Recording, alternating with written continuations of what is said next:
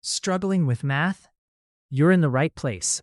Welcome to Explaining Mathematics, the channel where we simplify tough problems, break down complex formulas, and turn confusion into clarity. From basics to advanced topics, we explain it all step by step. Let's start solving. Today, we're diving into one of the most powerful ideas in all of math, the coordinate plane. Now, I know it's a tool that's so common we pretty much take it for granted, right? But it actually represents a massive revolution in how we understand the link between numbers and space. But let's start with the big question, the problem that had mathematicians scratching their heads for centuries.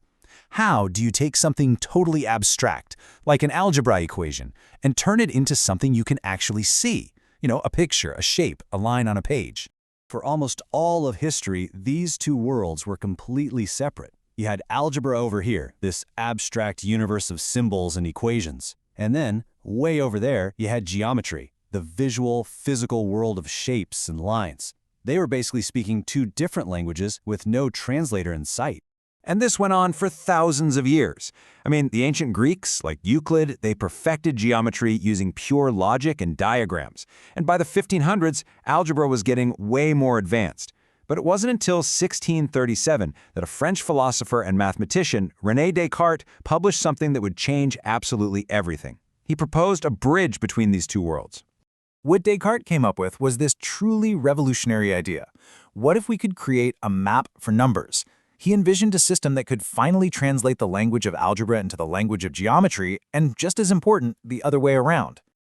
The real genius of Descartes was in asking this one simple but incredibly deep question. What if every single point in space could have its own unique address, an address made entirely of numbers?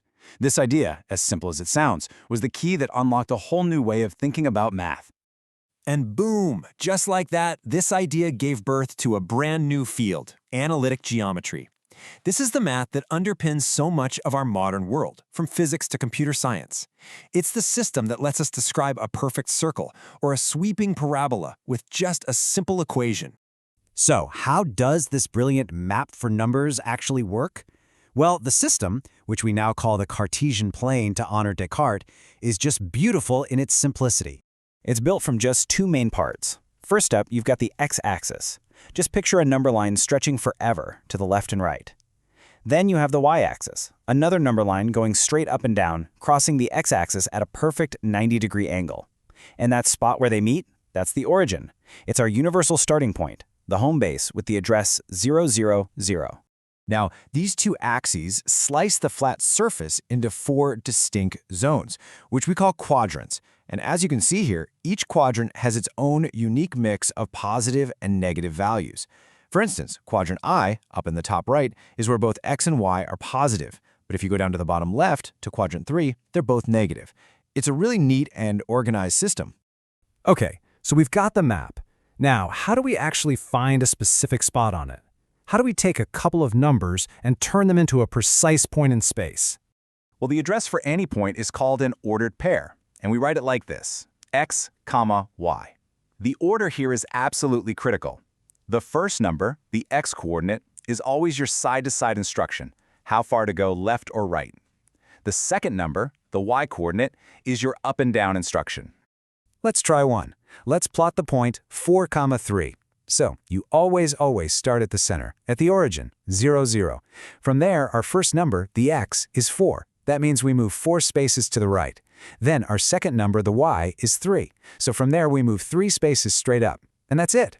We've just translated the abstract address 4, 3 into a real, unique location in quadrant 1. Okay, so here's the really crucial thing to get. This isn't just some abstract tool from math class. It's an invisible architecture that's running our entire world. This simple grid is the foundation for technologies you and I use every single day. So let's ask that question. Where is this system hiding? I'll tell you what, once you start looking for it, you start seeing it absolutely everywhere. The most obvious one is GPS.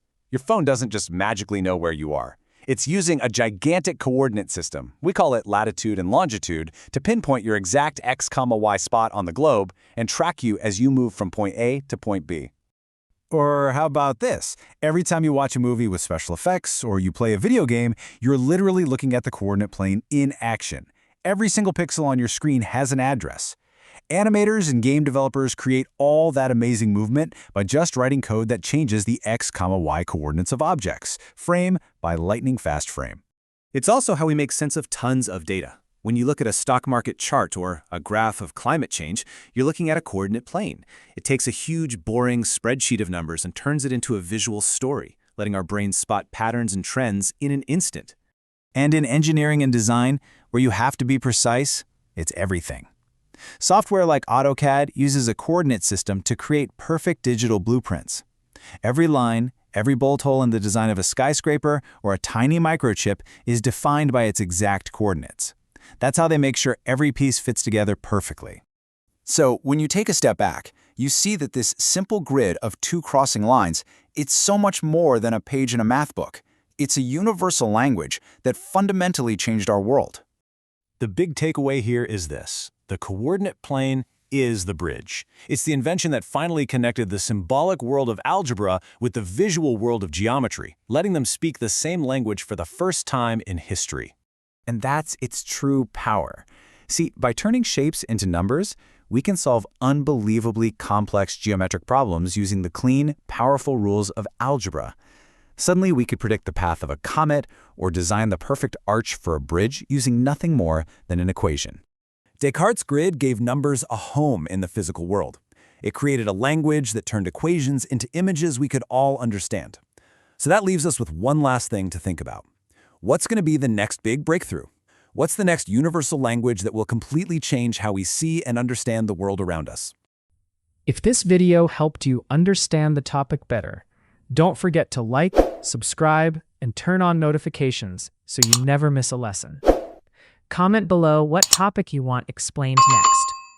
Thank you for watching Explaining Mathematics. See you in the next problem.